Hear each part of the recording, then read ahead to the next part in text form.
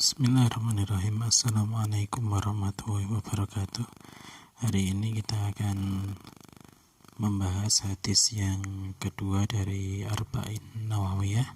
Kita akan membaca dari atau mensarikan dari Syarah Arba'in Nawawiyah dari kitab Al-Wafi, yaitu kitab karya Dr. Mustafa Tib Al-Buka dan Dr. Muhyiddin Mis'u. Hadis yang kedua ini berbicara tentang al-Islam wal iman wal ihsan. An Umar radhiyallahu anhu aidon.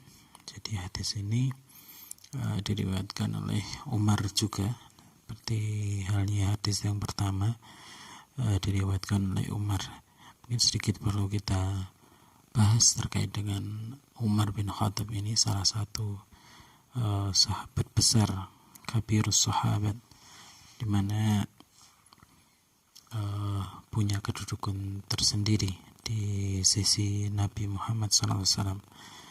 Ada beberapa keistimewaan. Ini adalah Umar ini dikatakan sebagai penduduk surga yang berjalan di muka bumi. Dalam satu hadis yang diriwayatkan oleh Abu Hurairah, ketika kami berada di sisi Rasulullah SAW, sewaktu tidur aku bermimpi. Rasulullah pernah bersabda, ketika bermimpi seolah-olah aku sedang berada di surga. Kemudian aku melihat seorang wanita sedang berwudu di sebuah istana. Maka aku pun bertanya, milik siapakah istana ini? Wanita-wanita yang ada di sana menjawab, milik Umar. Lalu aku teringat dengan kecemburuan Umar. Aku pun menjauh, tidak memasuki istana itu. Umar radhiyallahu anhu menangis dan berkata, mana mungkin aku akan cemburu kepadamu, wahai Rasulullah. Ini kata Umar masih hidup di dunia bersama Rasulullah dan para sahabatnya, namun istana untuknya telah disiapkan di surga. Kemudian di samping itu, Umar ini menjadi salah satu perantara mulianya Islam. Rasulullah pernah mengabarkan betapa luasnya pengaruh Islam di masa Umar bin Khattab radhiyallahu anhu. Rasulullah pernah bersabda, aku bermimpi sedang mengulurkan timba ke dalam sebuah sumur yang ditarik dengan pengerek. Datanglah Abu Bakar mengambil air dari sumur tersebut, 1 atau 2 timba, dan dia terlihat begitu lemah menarik timba tersebut. Semoga Allah Ta'ala mengampuninya. Setelah itu datanglah Umar bin Khattab mengambil air sebanyak-banyaknya. Aku tidak pernah melihat seorang pemimpin abqari yang begitu kuat, yang begitu gesit, sehingga setiap orang bisa minum sepuasnya dan juga memberikan minuman tersebut untuk onta-onta mereka. Kemudian di samping itu, sepeninggal ketika Umar akan meninggal, Ali bin Abi Thalib juga bersaksi terkait dengan Umar ini. Ali bersaksi bahwa kata Ali, Ali sering mendengar Rasulullah Sallallahu Alaihi Wasallam bersabda, aku berangkat bersama Abu Bakar dan Umar, dan aku bersama Abu Bakar dan Umar, dan aku keluar bersama Abu Bakar dan Umar. Kemudian Umar ini juga adalah seorang yang mendapatkan beberapa ilham. Zakaria bin Abi Zaidah menambahkan dari Sa'ad bin Abi Salamah dari Abu Hurairah, dia berkata, Rasulullah SAW bersabda, sungguhnya seorang sebelum kalian dari Bani Israel ada yang diberikan ilham, walaupun mereka bukan nabi. Jika salah seorang dari umatku mendapatkannya, maka Umarlah orangnya. Dan Umar ini adalah salah seorang yang sangat berwibawa. Rasulullah pernah bersabda, umatku yang paling penyayang adalah Abu Bakar, dan yang paling tegas dalam menegakkan agama Allah adalah Umar. Ini ada beberapa keutamaan dari Umar bin Khattab. Bahkan dalam satu riwayat, ketika setan akan berpapasan dengan Umar, maka setan ini lebih memilih jalan yang lain daripada jalan yang dilalui oleh Umar. Begitu juga Islam menjadi sangat mulia dengan masuknya Umar ke dalam Islam ini. Dari tadinya dakwah yang diam-diam, kemudian ketika Umar masuk maka beranilah para Rasulullah kemudian berdakwah secara terang-terangan. An Umar radhiyallahu anhu aidon qala, Umar pernah berkata, bainama nahnu julusun inda Rasulillah sallallahu alaihi wasallam. Jadi pernah suatu saat Umar dan para sahabat ini duduk bersama dengan Rasulullah sallallahu alaihi wasallam. Datal yaum yubtala alaina rajulun syadidun bayadin siyabis syadidus sawadis sya'ar. Kemudian tiba-tiba datang seorang laki-laki yang bajunya sangat putih dan rambutnya sangat hitam. La yura alaihi asarus safar, dan tidak terlihat darinya tanda-tanda melakukan safar. La wala ya'rifuhu min ahadun, dan kami tidak mengenal. Ini aneh ya. Ada seorang yang tiba-tiba datang, pakaiannya putih, tidak seperti orang yang melakukan perjalanan, namun bukan orang situ gitu, karena orang-orang Madinah tidak mengenalnya. Hatta jalasa ila Nabi, kemudian orang tadi lungguh duduk kepada Nabi sallallahu alaihi wasallam. Fa asnada rukbatayhi ila rukbatayhi, kemudian menempelkan lututnya kepada lutut Nabi. Wa doa kafaihi ala fakhidaihi, kemudian meletakkan di antara pahanya. Wa qala ya Muhammad akhbirni anil Islam. Kemudian orang tadi bertanya kepada Rasulullah SAW dan memanggilnya juga tidak biasanya para sahabat memanggil Nabi ini dengan ya Rasulullah, tapi orang tadi memanggil dengan sebutan langsung, ya Muhammad akhbirni anil Islam. Wahai Muhammad, akhbirni, kabarkan aku tentang Islam. Faqala Rasulullah SAW, kemudian Rasulullah SAW menjawab, al-Islamu an tashhada la ilaha illallah wa anna Muhammad Rasulullah. Islam ada an tashhada, engkau bersaksi bahwa tidak ada Tuhan selain Allah dan Muhammad Rasulullah. Waktu qimas salat, dan mendirikan salat, waktu dia zakat dan mengeluarkan zakat, wa tasumma Ramadan, dan berpuasa pada bulan Ramadan, wa tahujjal baita in istata'ta ilaihi sabilan, dan haji ke Baitullah jika mampu, sabilan mampu naik ke Makkah, sabilan. Qala sadaqta, kemudian orang tadi bertanya tapi kemudian membenarkan, sadaqta. Fa'ajibna lahu yas'aluhu wa yusaddiqu, dan para sahabat juga terkejut atau terheran-heran. Fa'ajibna lahu yas'aluhu, dia bertanya, wa yusaddiqu, dan kemudian dia membenarkan. Qala fa akhbirni 'anil iman, kemudian orang tadi bertanya, akhbirni 'anil iman, ceritakan kepadaku tentang iman. Qala an tu'mina billahi wa malaikatihi wa kutubihi wa rusulihi wal yaumil akhir wa tu'mina biqadri khairihi wa syarrihi. Kemudian Rasulullah menjawab, untuk minu, iman adalah untuk minu billah, iman kepada Allah, wa malaikatihi, dan malaikat, wa kutubihi, dan kitab-kitabnya, wa rusulihi, dan para rasul, wal yaumil akhir, dan hari akhir, wa tu'mina biqadri khairihi wa syarrihi, dan beriman kepada qadar yang baik dan yang buruk. Qala sadaqta, orang tadi mengatakan lagi sadaqta. Qala fa akhbirni 'anil ihsan, kemudian orang tadi bertanya lagi, ceritakan atau kabarkan kepadaku tentang ihsan. Kemudian Rasulullah menjawab, anta budallaha ka'annaka tarahu fa illam takun tarahu fa innahu yaraka. Engkau beribadah sebagai seakan-akan engkau melihatnya. Namun jika engkau tidak mampu melihatnya, fa innahu yaraka, sungguhnya Allah melihat kamu. Kemudian orang tadi bertanya lagi, qala fa akhbirni anis sa'ah, ceritakan tentangku tentang sa'ah, tentang hari kiamat. Qala, Rasulullah bersabda, mal mas'ulu anha bi'a'lama minas sa'ilin, orang yang ditanya tidak lebih tahu daripada yang bertanya. Jadi orang yang ditanya Rasulullah dan orang yang bertanya itu tidak orang yang ditanya tidak lebih tahu daripada orang yang bertanya.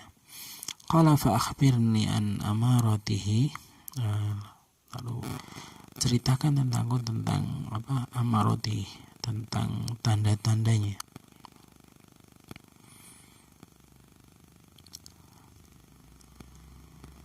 Kemudian Rasulullah bersabda, antalidal ammah rabbatahu, yaitu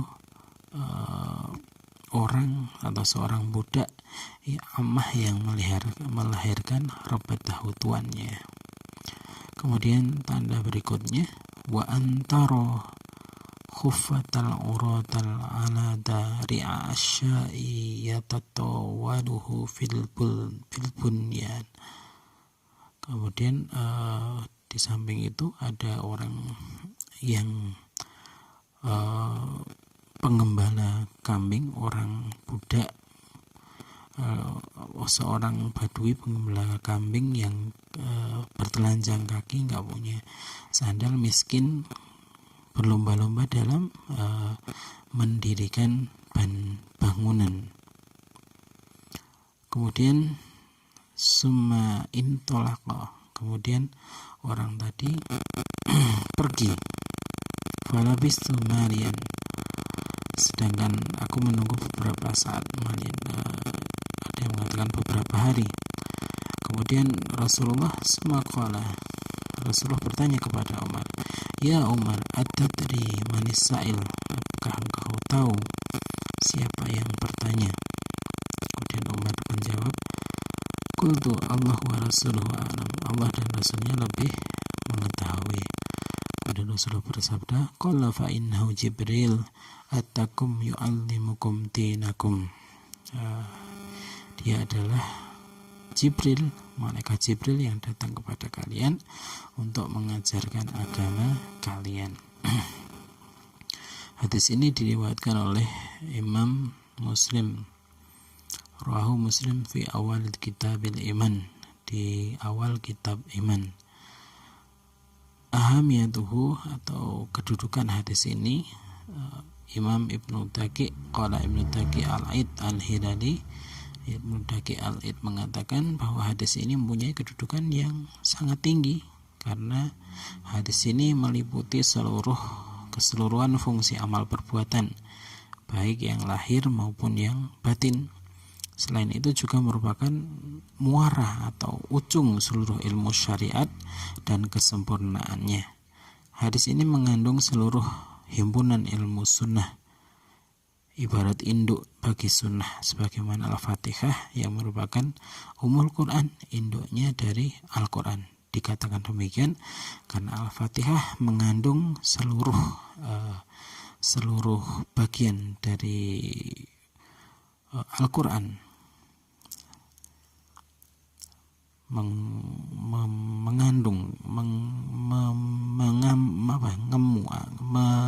di dalamnya mengandung seluruh kandungan dari Al-Quran. Begitu juga hadis ini.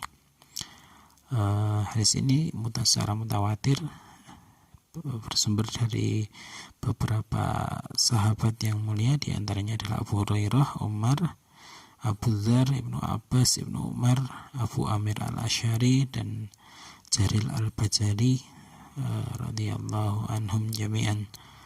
Kemudian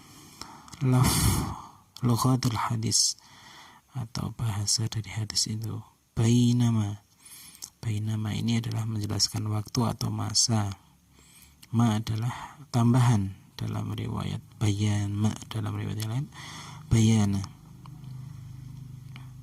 Kemudian yang kedua, ittala'a merupakan huruf yang menunjukkan tiba sesuatu yang tiba-tiba, artinya muncul secara itala, itu muncul secara tiba-tiba.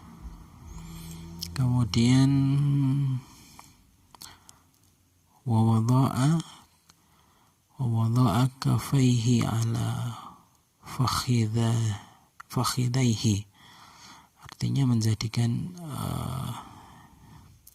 dirinya seorang pengajar gitu ya. Adapun dalam riwayat Nasai meletakkan tangan atas pundak Nabi SAW, tapi riwayat pertama ini lebih sahih dan lebih masyhur. Kata yang berikutnya, akhbirni anil iman, akhbirni anil Islam,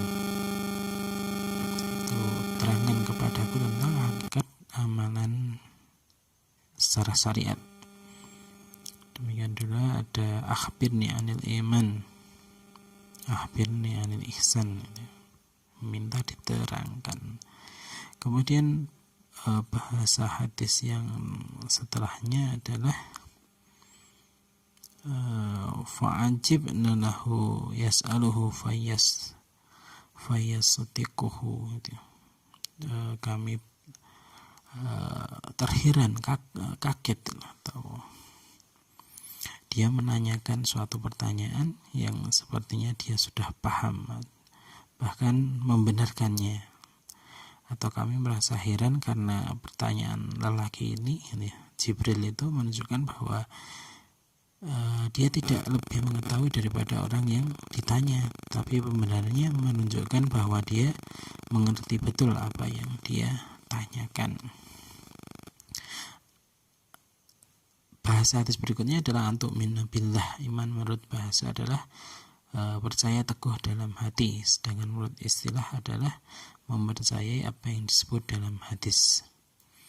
Fa'akhbirni an sa'ah, jelaskan kepadaku kapan terjadinya as-sa'ah, hari kiamat. Amarotiha,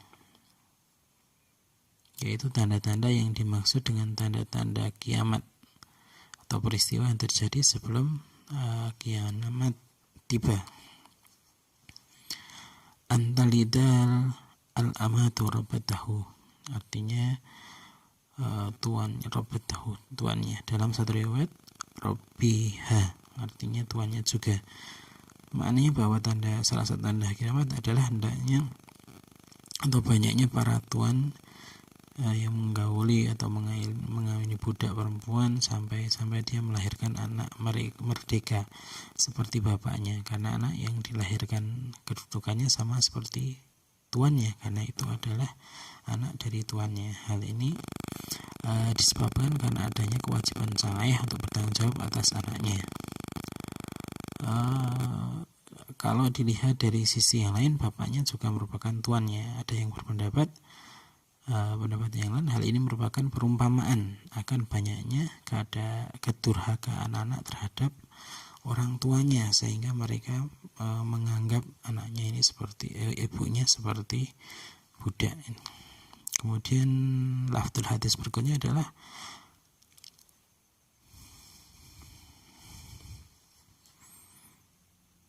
al-hufata al-umrata al-alata. Al-hufaz jamak dari hafun, yaitu orang yang kakinya tidak memakai sandal. Kemudian al-urat jamaknya dari arin, orang yang tidak memakai baju. Dan al-alah adalah jamaknya dari ain, yaitu fakir. Ri'a asyai jamak dari ra'in, yaitu penjaga. Jamaknya juga bisa ra'at. Asyai jamak dari asya, yang artinya adalah seekor kambing. Kemudian ada yatatawaluna fi al-bunyani, membangun bangunan rumah yang tinggi, saling bermegah-megahkan dan supaya dilihat oleh orang, atau riya akan bangunan yang saling melombakan itu. Kemudian bahasa hadis berikutnya ada falabistu manian, lama para sahabat menunggu dalam berapa waktu. Artinya Umar tidak bertemu dengan Nabi SAW kira-kira selama beberapa hari, 3 hari, sebagaimana yang diriwayatkan dalam riwayat lain. Kemudian baru bertemu kembali. Baru kemudian saat itu Rasulullah bertanya kepada Umar. Kemudian fikih hadis wa ma yarsyadu ilaihi, dan apa yang terkandung di dalamnya, isi dan kandungan hadis yang ada. Yang pertama adalah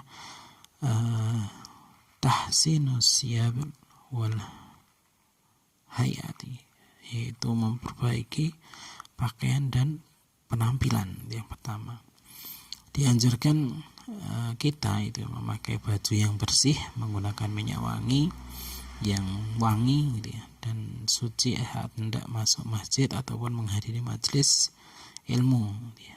Kemudian berlaku sopan dalam majelis ilmu bersama para ulama.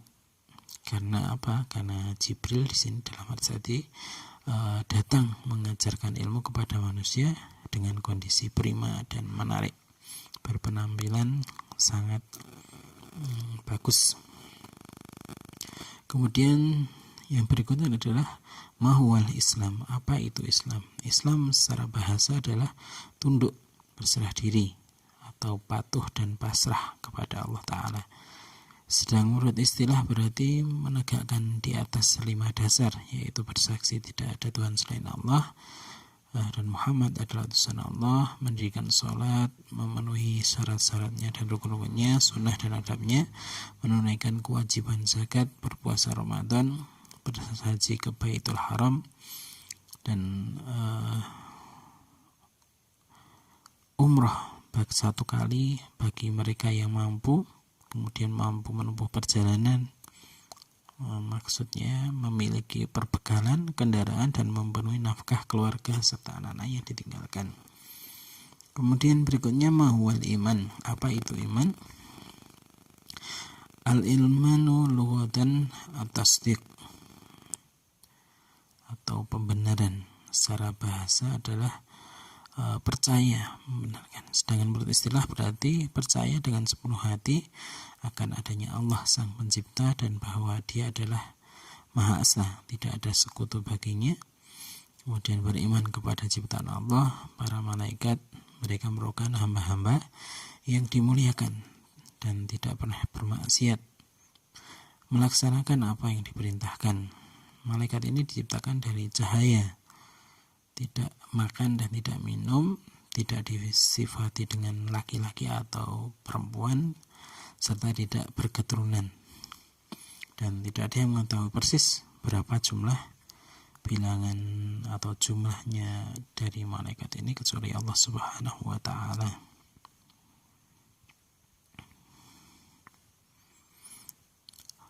Kemudian beriman kepada watasdiqul bil kitab, beriman kepada kitab samawi yang diturunkan dari sisi Allah Ta'ala, bahwa kitab tersebut disyariatkan oleh Allah sebelum sampai ke tangan yang kotor manusia dengan penyimpangan dan perubahan. Beriman kepada para rasul yang dipilih oleh Allah untuk memberikan petunjuk kepada makhluknya. Para utusan tersebut dibekali dengan kitab berupa wahyu samawi. Juga yakin bahwa para utusan adalah manusia suci atau maksum. Kemudian watasdiqul yaumal akhir, atau membenarkan tentang hari akhir atau hari kiamat.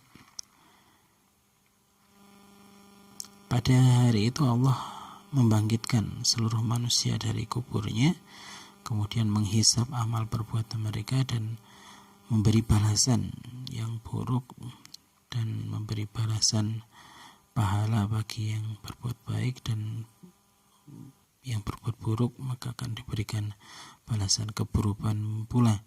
Kemudian beriman bahwa semua yang terjadi dalam alam semesta ini adalah dengan takdir Allah dan kehendaknya, dan ada merupakan hikmah yang hanya diketahui oleh Allah Subhanahu wa Ta'ala. Ini adalah rukun-rukun iman. Siapa yang meyakininya akan meraih sukses dan keberhasilan. Sebaliknya siapa yang mengingkarinya akan tersesat dan akan musnah dan binasa. Ya ayyuhalladzina, sebagaimana dalam surat An-Nisa Allah berfirman, ya ayyuhalladzina amanu, dan seterusnya, yang kurang lebihnya wahai orang-orang yang beriman, tetaplah beriman kepada Allah dan Rasul-Nya, dan kepada kitab yang Allah turunkan kepada Rasul-Nya serta kitab yang Allah turunkan sebelumnya. Barang siapa yang kafir kepada Allah, malaikat-malaikatnya, kitab-kitabnya, Rasul-Rasulnya, dan hari kemudian, maka sungguhnya orang ini telah sesat sejauh-jauhnya. Kemudian yang berikutnya adalah Al-Islam wal Iman, atau Islam dan Iman. Sebagaimana yang kita ketahui bahwa Islam dan iman itu masing-masing merupakan dua hakikat yang saling menjelaskan, mempunyai makna yang berbeda ditinjau dari sudut bahasa dan istilah. Hal ini dikarenakan asal dasar nama juga berbeda. Adapun dalam pandangan syariat, hakikat makna keduanya dijelaskan panjang lebar, hingga keduanya mempunyai kaitan yang mutlak dan tidak bisa dipisahkan satu sama lain. Jadi tidak ada ketetapan iman tanpa Islam, sebagaimana tidak ada ketetapan Islam tanpa iman.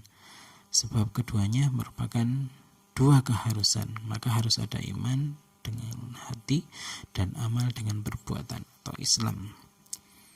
Di beberapa ayat ada beberapa ulama kemudian yang memberi atau menyimpulkan, jika ayat atau hadis berbicara tentang al-iman, maka itu juga membicarakan tentang Islam atau perbuatan zahir juga.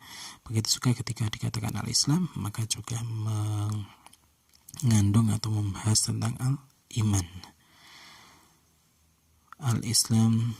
Kemudian mahwa ihsan, apa itu ihsan? Al-ihsanu wal ikhlasu wal itqan. Ihsan itu adalah ikhlas dan yakin. Maksudnya apa? Maksudnya kita beribadah hanya ikhlas karena Allah semata, disertai dengan keyakinan seolah-olah engkau melihatnya sewaktu engkau beribadah kepadanya, dan jika engkau tidak sanggup melakukannya, maka hendaklah engkau selalu ingat bahwa Allah melihat dan menyaksikan segala perbuatan, baik yang kecil maupun wakabir yang besar. Kemudian yang nomor 6, as-saatu wa amaratuha, kiamat dan tanda-tandanya. Pengetahuan tentang hari kiamat hanya Allah yang tahu. Hal ini tidak diberitahukan kepada satupun dari makhluknya, baik dari kalangan malaikat maupun rasul. Oleh karena itu Nabi SAW berkata, yang ditanya tidak lebih mengetahui daripada yang bertanya. Artinya manusia yang paling dicintai oleh Allah atau yang paling mulia di antara manusia juga tidak mengetahui. Begitu juga malaikat Jibril, di mana beliau adalah malaikat yang mulia di antara malaikat, juga tidak mengetahui tentang hari kiamat. Kemudian tentang tanda-tandanya, Nabi SAW menjawab tanda-tanda hari kiamat serta dekatnya hari tersebut. Yang pertama adalah fasaduz zaman atau rusaknya zaman, dan kehancuran moral, wadha'fil akhlak atau kehancuran akhlak moral. Banyak anak yang durhaka yang membangkang terhadap perintah orang tua mereka, kemudian mereka memperlakukan orang tua mereka seperti perlakuan tuan terhadap seorang budaknya. Kemudian yang kedua, segala atau urusan-urusan menjadi kacau dan terbolak-balik, hingga manusia yang paling bodoh bisa menjadi penguasa dan pemimpin umat. Urusan diserahkan kepada orang-orang yang bukan ahlinya. Tangan-tangan manusia dipenuhi harta, kesombongan, dan bermewah-mewahan. Manusia berlomba-lomba saling membuat bangunan yang tinggi atau membuat bangunan rumah yang tinggi, dan banyak terdapat kesenangan dan sarana-sarana kehidupan. Kemudian manusia saling membanggakan diri di hadapan orang lain dan mempercayakan urusan mereka kepada orang-orang fakir dan buruk. Mereka hidup dengan memperlihatkan kemewahan kepada orang lain.